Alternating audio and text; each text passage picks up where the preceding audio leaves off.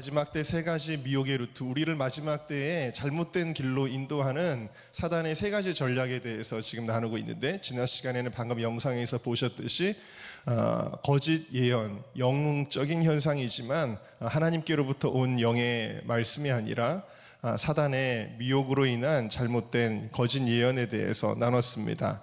오늘 두 번째는 함께 따라 하시겠습니다. 뉴스, 인터넷, 이것이 우리에게 잘못된 미혹을 가져다 주는 그런 사단의 통로가 되어지는데요.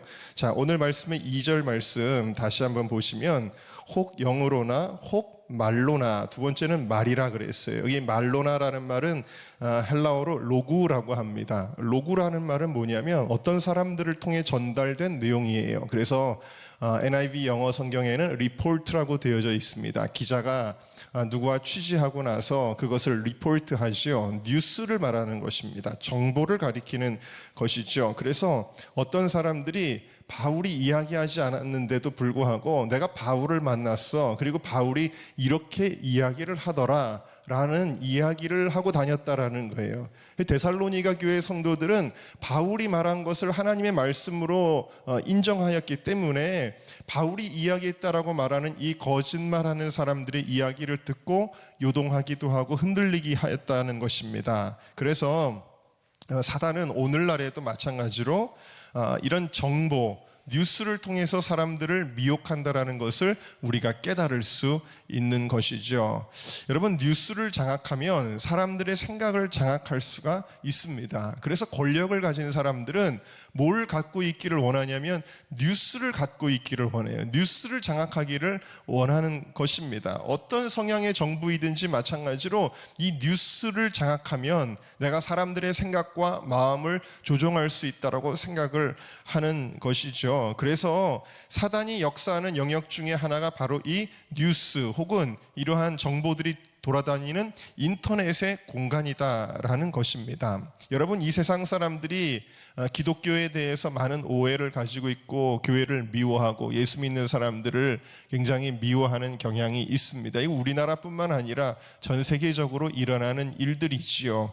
방금 말씀드린 대로 오해를 일으킵니다. 잘못된 뉴스, 잘못된 정보에 의해서 기독교가 잘한 것도 잘못한 것으로 잘못 알리고, 이런 식으로 해서 많은 사람들이 교회에 대한 반감을 갖게 하는데요. 우리나라에서 특별히 사람들이 교회에 대한 반기독교적인 정서가 갑자기 폭증했던 계기가 한 번 있었습니다. 그 계기가 무엇인지 기억이 나시는지요? 바로 2007년에 있었던 아프가니스탄 피랍 사건이었습니다.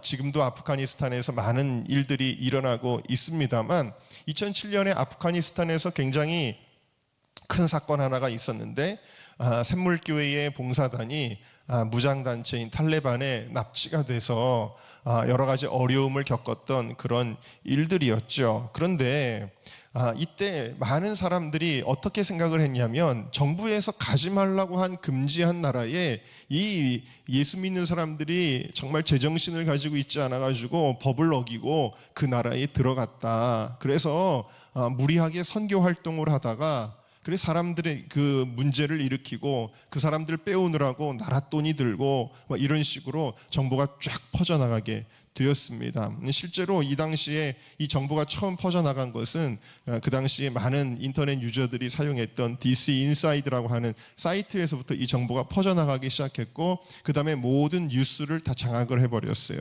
그래서 사람들은 이 교회에 대해서 굉장히 많은 반감을 가지고 있었어요. 한 나라에서 정한 법을 어기는 사람들, 규칙을 어기는 사람들, 그리고 무리하게 무슬림들에게 선교하는 사람들, 이런 식으로 프레임을 씌워서 굉장히 많은 질타를 받았던 것을 여러분들이 기억을 하실 것이고, 지금까지도 많은 사람들이 그렇게 알고 있는데요. 여러분들은 어떻게 알고 계시는지 모르겠습니다. 샘물교회 선교단, 봉사단이 여행 금지 국가였던 아프가니스탄을 방문을 했을까요? 이 당시까지 오늘 이 뉴스가 얼마나 잘못될 수 있는지를 보여주는 한 예를 들어드리는 거예요. 이 사건 전까지 외국은 4단계로 나눠집니다. 첫 번째로는 여행을 유의해야 되는 나라, 2단계는 여행을 주의해야 하는 나라, 3단계는 여행을 제한하는 나라예요. 근데 이 1단계, 2단계, 3단계는 법적으로 여행을 할 수 있는 것입니다. 다만 너희들 스스로 조심하면서 잘 다녀라, 그런 정도의 단계라고 할 수가 있습니다. 다만 4단계가 있는데 4단계는 여행 금지 국가입니다. 여행 금지 국가는 정부에서 정말 가지 말라고 하는 나라가 여행 금지 국가예요. 자, 그래서 1단계에서 3단계까지는 방문 자제를 권고하는 정도의 조치인데, 오직 4단계만 처벌의 대상이고, 이 4단계를 어기면 1년 이하의 징역이나 1천만 원 이하의 벌금을 내게 되어져 있습니다. 그러면 이 당시 아프가니스탄은 여행 금지 국가였을까요? 그렇지 않습니다. 이 아프가니스탄이 피랍 사건이 발생한 것은 2007년 7월 19일입니다. 그런데 아프가니스탄이 여행 금지 국가가 된 것은 그 이후인 8월 1일이라는 것을 여러분들 알고 계시는지요? 제가 예전에 강의했던 걸 들으신 분들은 기억하실 거예요. 8월 1일에야 아프가니스탄은 여행 금지 국가가 된 거예요. 피랍 사건 때문에 그렇게 된 것입니다. 물론 이 봉사단에도 정부에서 준 정보가 있었습니다. 그 정보는 뭐냐면 한국인을 납치할 수 있는 우려가 있다라는 정보였습니다. 그래서 이 한국인 납치 우려가 있다라고 얻은 정보는 뭐였냐면 아프가니스탄이 아니었고요. 파키스탄에서 아프가니스탄으로 가는 길이 있는데 카이버 패스라고 하는 고갯길이었습니다. 탈레반이 아프가니스탄 국경 도시인 토르감에서 수도 카불로 인도하는 한국인 납치 계획을 세우고 있다는 첩보를 입수하고 이 지역의 여행 금지를 요청했던 거예요. 그래서 이 외교부가 그해 2월에 향후 통보가 있기 전까지 현지 소재 한국 NGO들, 선교사들, 건설업체 직원들, 이런 사람들에게 이 카이버 패스 육로를 이용하지 말아라 라고 통보를 한 것입니다. 그래서 샘물교회는 어떻게 이동을 했냐면 처음에 비행기로 카불에 도착을 했고요. 거기서 의료봉사를 한 이후에 이 도로를 이용하지 않고 칸다하르를 향해 가게 되어지는데, 내륙도로 다른 도로로 가게 되어졌는데, 가다가 카라바그라고 하는 지역의 도로에서 탈레반의 피랍이 된 것입니다. 그러니까 샘물교회는 외교부의 요청을 한 번도 어긴 적이 없었던 것입니다. 물론 3단계에서 간 것도 잘못 아니냐라고 말할지 모르지만 이 당시에 인도적인 차원에서의 활동은 심지어 4단계에서도 허용을 했습니다. 예를 들면 국경 없는 의사회 홈페이지를 들어가 보시면 지금도 4단계 국가에서도 활동을 하고 있기 때문에 이 당시에 정부에서 안 된다라고 금지하거나 가지 않는 게 좋겠다라고 권고조차 하지 않았던 것이죠. 그래서 특별히 이 샘물교회 봉사팀은 무슨 가두에서 노방전도를 한다든지 그런 것을 한 것이 아닙니다. 다 그 당시에 나왔던 가짜 뉴스들이고요. 이 사람들은 현지에서 필요한 물품을 제공을 했고, 의료 지원을 했고, 아이들의 교육 활동을 도운 사람들입니다. 무슨 돈 벌러 간 것도 아니고 놀러 간 것도 아니에요. 오히려 일반인들이 회피하는 지역에 가서 칭찬받을 만한 일을 했던 것이죠. 그런데 이와 같이 가짜뉴스로 인해서 엄청난 욕을 먹게 된 것입니다. 여러분, 구한말의 조선에는 우리나라에 외국인 선교사들이 많이 들어와 있었는데 너무나 많은 사람들이 우리나라의 환경이 안 좋기 때문에 풍토병으로 죽어가는 사람들이 굉장히 많았습니다. 우리는 요즘에 정말 이 감기 수준으로 떨어진 코로나 때문에도 우리가 항상 두려워하고 떨고 그러는데, 그 당시 풍토병은 의료기술이 없었기 때문에 그냥 죽는 거예요. 선교사들 자녀들이 막 죽어나가는 거예요. 그래서 양화진 선교사 무덤에 가보면 거기 아이들의 무덤이 굉장히 많습니다. 선교사들의 자녀들이 막 죽는 거예요, 우리나라에서.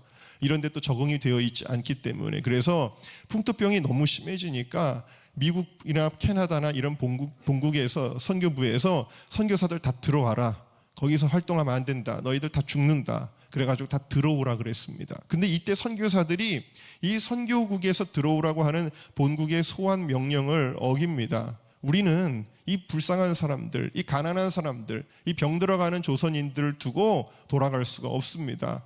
그럼 우리가 그동안 풍토병이 가장 극심하게 도는 여름 한철 동안은 우리가 좀 피하겠습니다. 그래서 이 사람들이 어디를 가게 되냐면 지리산 꼭대기로 올라가게 됩니다. 선교사들이. 그게 바로 지금도 남아있는 지리산 선교 유적지예요. 지리산 800m 위에 올라가서 수양관을 짓고 거기서도 그냥 휴양한 게 아니에요. 거기서 우리나라 사람들을 위한 성경을 번역하고 성경책을 내는 그런 일들을 하고 기도하고 그런 일들을 했던 것이죠. 여러분, 오늘 우리가 그들이 이제 본국으로 돌아가지 않고 우리나라에 수많은 고아원을 세우고 학교를 세우고 결핵병원을 세우고 이렇게 하였는데 우리가 그 선교사들을 향해서 범법자라고 비난을 하나요?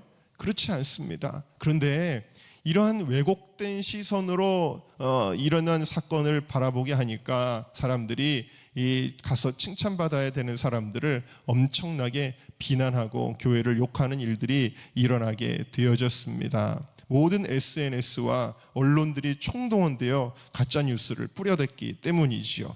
여러분, 이것이 뉴스라는 것의 힘이라는 거예요. 뉴스의 힘이다. 여러분, 우리가 알다시피 초대교회 교인들은 로마의 황제가 불을 질렀을 때 방화범이라는 가짜 뉴스의 피해자가 되어서 얼마나 많은 학살을 당했는지 모르지요. 흑사병이 돌 때 유대인들은 그 흑사병의 원인이라는 이유로 인해서 얼마나 많이 유럽에서 학살을 당했는지 모르지요. 오늘날에도 코로나가 마치 교회에서부터 시작하는 것처럼 여기가 무슨 코로나 덩어리가 다니는 데처럼 가짜 뉴스들 때문에 얼마나 많이 피해를 당했는지 제가 여러 번 팩트를 가지고 여러분들에게 설명을 드린 적이 있습니다. 여러분, 우리가 어떤 정보를 가지고 세상을 바라보느냐에 따라서 우리의 감정까지도 달라지게 되어져요. 우리가 과학적으로 맞지 않는 진화론이지만 그러나 그 진화론의 눈으로 보면 세상이 다 그렇게 만들어진 것처럼 보입니다. 그러나 우리는 성경으로 세상을 보죠. 그러면 모든 것이 창조의 섭리입니다. 이런 이파리 하나에서도 하나님의 사랑을 느끼는 것이 우리의 마음이지요. 이게 무엇입니까? 어떤 정보를 가지고 있느냐의 차이에 따른 거예요. 무엇을 아이들이 학교에서 배웠느냐, 그것에 따라서 세상을 보는 눈이 달라지고 그 세상을 보는 감정도 달라지게 되는 것을 우리가 알 수가 있습니다. 뉴스가 마찬가지입니다. 오늘날 뉴스는요, 사실을 전달하는 목적이 아닙니다. 자신들이 추구하는 어떤 목적, 사상, 이념에 맞게 사람들의 생각을 장악하고 선동하는 데 목적이 있는 것입니다. 어떤 이념과 성향에 충실한 신문을 단 몇 개월만 보아도 그는 이미 그 신문의 렌즈로 정치, 경제, 문화, 사회, 종교의 모든 것들을 바라보게 되어집니다. 엄청나게 다른 관점의 역사관을 갖게 되어집니다. 그리고 모든 것들이 정치, 역사관, 문화관, 예술관, 종교관 이런 것들이 다 하나의 퍼즐처럼 다 들어맞아서 그런 사람들은 어디서부터 설득을 해야 될지 모르는 그러한 견고한 진에 사로잡히게 되어지고, 그리고 이러한 것들은 하나의 종교화되어집니다. 그래서 종교적인 신념이 되어져요. 만약에 그것과 다른 이야기를 듣게 되면 굉장히 분개하는 이유가 무엇일까요? 성경 말씀에 부딪힐 때도 성경 말씀을 따르지 않고 그것을 따르는 이유는 무엇일까요? 이러한 사상이나 관념들이 종교화되기 때문입니다. 하나의 신앙이 되기 때문이라는 이야기입니다. 그래서 모든 권력이 가장 탐내는 것이 바로 언론이고 그 배후에서 마귀가 가장 탐내는 것이 언론이라는 것을 우리가 알아야 됩니다. 세 번째 함께 따라하겠습니다. 신학과 사상. 자, 세 번째는 편지. 바울이 쓰지도 않은 편지를 사람들이 읽고는 엉뚱한 생각을 가졌다라는 거예요. 바울은 그런 편지를 쓴 적이 없는데 위조 편지가 돌아다녔다라는 것입니다. 하나님께로부터 나오지 않은 글들이 사람들의 무엇에 영향을 주냐면 가치관에 영향을 주더라는 것입니다. 이 당시에 특별히 잘못된 신학이 뭐였냐면 오순절 성령 강림을 예수님의 재림으로 생각하는 영예 같은 것들이 있었고, 그 외에도 여러 가지 거짓 교사들의 가르침이 난무했는데 얼마나 설득력이 있는지 사람들이 막 넘어가는 거예요. 여기에 다 넘어가고 그게 맞나 보다 이러는 겁니다. 여러분, 얼마나 사람들의 현학적인 허세가 성경까지도 왜곡하여서 자기들의 입맛에 맞게 난도질을 하는지 몰라요.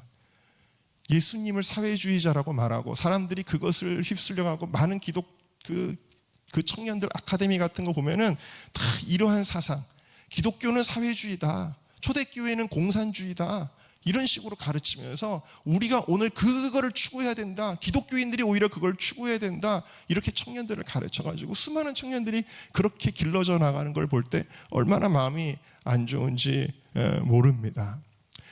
엊그저께 저희 교회 사역했던 한 사역자가 결혼하게 돼서 저한테 이제 연락이 왔어요. 연락이 왔는데 목사님이 이제 남편이 저기 광림교회를 다니니까 감독님한테 주례를 부탁드렸는데 목사님이 기도 순서를 좀 해주셨으면 좋겠습니다. 해서 제가 그럼 알았다라고 이제 대답을 했는데, 여러분들 다 아시는 사역자입니다. 그 사역자가 원래는 굉장히 우리가 갖고 있는 이런 가치관과는 동떨어진 반대편의 가치관을 가지고 살았었습니다. 살다가 그래도 기도 열심히 하는 데가 있대. 그래가지고 친구의 손에 이끌려가지고 나라와 민족을 위해 기도하는 어느 선교 단체에 가게 됐어요. 가가지고 이제 기도를 하는데 자꾸 기도 제목을 내놓는데 불만이 생긴 거예요. 무슨 불만이 생겼냐면, 아니 여기는 왜 나라와 민족을 위해 기도한다는데 정치 얘기를 자꾸 하지? 여러분 사실 그런데 나라와 민족을 위해 기도할 때 우리가 뭉뚱그려서 기도할 수가 없잖아요. 구체적으로 하나하나 해야 되잖아요. 예를 들어서 하나님 지금 어느 국회의원이 차별금지법을 내놨는데 하나님 이 법이 이렇게 문제가 많다고 합니다. 하나님 이 법이 통과되지 않도록 국회의원들의 마음을 움직여 주시고 백성들의 마음을 움직여 주시고, 우리 구체적으로 기도하지 않을 수가 없잖아요. 그러니까 여러분 정치 얘기라고 해서 그게 정치 얘기가 아니라 이게 신앙의 이야기거든요. 근데 그걸 처음엔 이해를 못한 거예요. 그래서 아니 왜 여기서 정치 얘기를 해? 근데 그것만 기분이 안 좋은 게 아니라 더 기분이 안 좋았던 이유는 근본적으로 기분이 안 좋고 이게 정치라고 생각했던 이유가 무엇일까요? 내가 좋아하는 사람들을 자꾸 문제점을 얘기를 하는 거예요. 나는 너무너무 좋아하는 정치인인데 너무너무 그분들이 문제가 있다라고 이걸 위해서 기도해야 된다라고 자꾸 얘기를 하니까 기분이 팍 상했다라는 거예요. 팍 상했는데 다행히 예수를 믿지 얼마 안 돼서부터 하나님이 어떤 은사를 주셨냐면 하나님의 내적 음성을 들을 수 있는 은사를 주셨어요. 그래가지고 그럼 내가 한번 기도해 봐야 되겠다 그래가지고 기도했대요. 그래서 여기를 더 이상 오지 말지 계속 올지를 결정하기 위해서 기도를 했더라는 거예요. 그래서 하나님 상당히 제가 기분이 안 좋습니다. 여기 왔는데 그러면서 기도를 했대요. 기도를 하는데 하나님께서 마음속에 음성을 정확하게 딱 들려주셨는데, 그때 청년이었죠. 너무너무 좋아하는 어느 정치인이 있었는데 죄인 중에 괴수다 이렇게 음성을 들려주셨대요.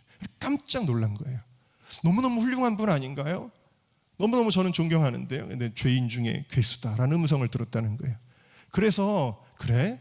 하나님 왜 나한테 이런 음성을 들려주시지? 그러면 내가 혹시 잘못 알고 있나?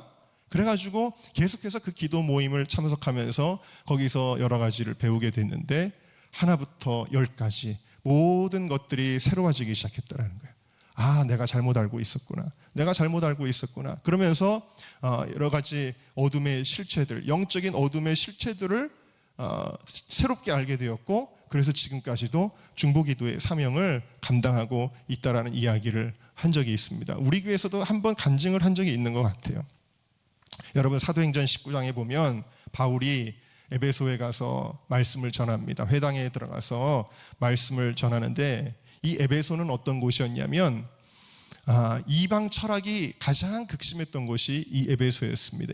이 에베소에는 수많은 신전들이 있었고 그 신관을 기초로 한 많은 사상들, 이 당시 소아시아의 철학이 아주 발달했던 곳이 이 에베소 지역이었습니다. 근데 이 에베소에서 어떤 사람들은 사도행전 19장 9절에 보면 어떤 사람들은 마음이 굳어 순종하지 않았다 그랬어요. 마음이 굳어 순종하지 않았다. 왜? 기존에 가지고 있는 생각, 철학, 사상 이게 꽉 차 있기 때문이에요. 마음이 굳어져서 받아들이지 않고 그 도를 막 비방했다라는 거예요. 바울이 전하는 도를 비방했다라는 것입니다. 바울이 그들을 떠나서 제자들을 따로 세우고 두란노 서원에서 날마다 강론을 합니다. 포기하지 않고 두란노 서원에서 얼마를 말씀을 선포했냐면 2년 동안 말씀을 선포했어요. 2년 동안 말씀을 선포했어요. 아데미 신전이 엄청난 우상 신전이 버티는 도시에서 말입니다. 그리고 여기에는 이 우상 신전 때문에 먹고 사는 사람들, 우상을 만드는 사람들, 파는 사람들, 다 자기 이익이 걸린 사람들이 거기 엄청나게 많이 사는 그곳에서 말씀을 전하니까 때로는 소요 사건이 일어나서 바울이 돌에 맞아 죽을 뻔한 적도 있었죠. 그런데 2년 동안 말씀을 계속 가르쳤어요. 두란노 서원에서. 그런데 성경 사본에 보면 날마다 가르쳤다라는 부분에 시간을 적어 놓았는데 날마다 오전 11시부터 4시까지 전했다는 거예요. 11시부터 4시까지 전한 이유가 뭔지 아세요?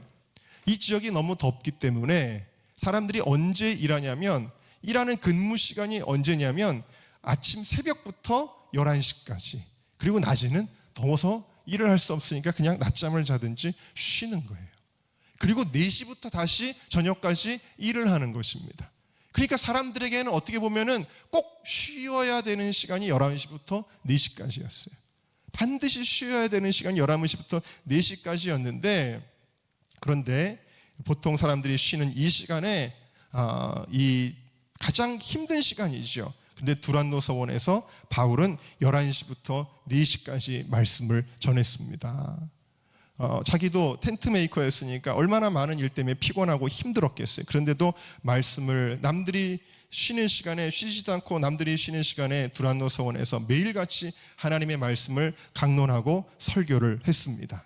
근데 2년 동안 말씀을 가르친 결과 놀라운 일들이 벌어지기 시작했습니다. 사도행전 19장 10절 말씀 다 같이 읽어볼까요? 10절 시작.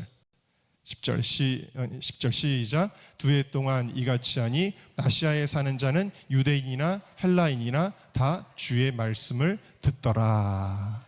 사람들이 드디어 하나님의 말씀으로 변화되기 시작했다라는 거예요. 그 견고했던 사람들이 변화되기 시작했다라는 것입니다. 자, 그리고 17절부터 계속 읽어보겠습니다. 시작. 에베소에 사는 유대인과 헬라인들이 다 이 일을 알고 두려워하며 주 예수의 이름을 높이고 믿은 사람들이 많이 와서 자복하여 행한 일을 알리며 19절 또 마술을 행하던 많은 사람이 그 책을 모아가지고 와서 모든 사람 앞에서 불사르니 그 책값을 계산한 즉 은 5만이나 되더라. 할렐루야. 사람들이 뭘 버리기 시작했어요? 뭘 불태웠어요? 책을 불태웠어요. 여러분, 이 책값이 얼마나 그러냐면 은 5만. 은 5만이라는 건 오늘날로 치면은 수억, 수십억에 해당하는 거예요. 책값만 해도 일단 비쌉니다. 그리고 그들이 인생을 걸었던 책들이에요. 그들의 삶의 가치관과 토대를 이루었던 책들이에요. 더더군다나 비쌉니다. 내가 그것을 이제는 받아들이지 않더라도 누구한테 팔기라도 해도 엄청난 값을 받을 수 있는 이런 수많은 책들인데, 예수를 믿으니까 이제는 내 머릿속에 세상 철학과 세상 사상이 들어가 있는 것이 아니라 말씀이 들어가기 시작한 겁니다. 내 마음과 내 감정 속에 세상 철학과 세상 사상이 나를 좌우하는 것이 아니라 하나님의 말씀이 그들의 삶을 좌우한 것입니다. 그러니까 이제 더 이상 그 책이 아깝지가 않은 거예요. 그래서 다 모아갖고 바울 앞에 옵니다. 그래서 어떻게 했어요? 그걸 다 불태워버린 겁니다. 불태워버렸어요. 이 불태운다는 행위, 그냥 버려도 되는데 불태운다는 이 행위는 뭐예요? 우리가 다시는 이것을 가치를 두지 않겠다라는 거예요. 이거는 거짓이다, 이거는 필요 없는 것이다 라고 버렸다라는 것입니다. 여러분, 저도 예전에 은혜 받고 나서 제가 헤비메탈을 어렸을 때 좋아했는데 그 헤비메탈 음반들이 보면요, 대부분 다 뱀 그려져 있고 막 뿔 그려져 있고 피 흘리고 있고 막 그런 거였거든요. 근데 제가 그걸 버릴 때 하나님이 기뻐하시는 게 느껴지더라고요. 다 버렸거든요. 제가 음악을 좋아하니까 그런 걸 너무 좋아했는데 아무리 음악적으로 훌륭해도 비싼 거였어요. 다 비싸게 돈 주고 산 건데 다 버렸는데, 이 에베소 사람들이 드디어 2년이 지나고 나니까 그 견고하고 굳었던 사람들이 이거를 버렸다라는 거예요. 여러분들의 삶에 예수님의 가르침보다도 나한테 더 중요해서 어떨 때는 여러분 설교 듣다가 발끈하는 경우 있나요? 내게는 그것이 종교가 돼서, 내게는 그것이 하나님이 돼서 그런 것들이 있나요? 에베소 사람들이 그랬던 것처럼 내 머릿속에 꽉 차 있는 것들, 내 기억에 꽉 차 있는 것들, 내 감정에 꽉 차 있는 것들, 그것이 아무리 세상적으로 가치 있고 훌륭한 것 같아도 다 내어 버리시기를 주의 이름으로 축원합니다. 오직 하나님의 말씀으로 채워야 돼요. 진리로 채워야 되는 것입니다. 여러분, 세상에서 오늘날 어제도 뉴스를 보니까 막 뉴스에서 떠드는 거예요. 미국의 텍사스 주에서 낙태를 드디어 금지하는 법안을 놨대요. 그러면 예수 믿는 사람들은 기뻐해야 되는 거 아니에요? 수많은 생명들이 죽어나가는데, 아무 죄도 없는 아이들이 피를 흘리며 죽어가는데, 그 아이들이 낙태할 때 그 꼬챙이가 들어오면, 흡입기가 들어오면 그걸 피하려고 몸부림치다가 살이 찢기고 터져가지고 죽어나가는데, 예수 믿는 사람들이 그런 법이 통과되면 기뻐해야 되는 거 아니에요? 그런데 내가 세상적인 사람들, 세상적인 사상, 내 자궁 안에 있는 거는 내 거요, 내가 마음대로 할 수 있는 거예요. 내가 살리든 죽이든 그건 나의 인권이요라고 말하는, 어떻게 이런 사상에 사로잡혀서 함께 그런 언론들과 함께 잘못된 거네, 텍사스주가 잘못했네라고 이야기할 수 있냐는 겁니다. 어떻게 예수 믿는 사람이 동성애를 합법화하겠다는 사람들을 지지할 수 있냐는 것입니다. 하나님보다 인간의 사상이 더 중요한가요? 세상의 가치관이 하나님보다 중요한가요? 말씀보다 중요한가요? 예수 믿는 사람들이 그러면 하나님 앞에 나중에 책망받습니다. 큰일 나는 거예요. 에베소 사람들이 했던 것처럼 우리 마음과 생각과 감정 속에 있는 하나님 아닌 것들을 그 어떤 것이라고 해도 다 내어서 불태워버리는 저와 여러분 모두가 다 되시기를 주님의 이름으로 축원합니다.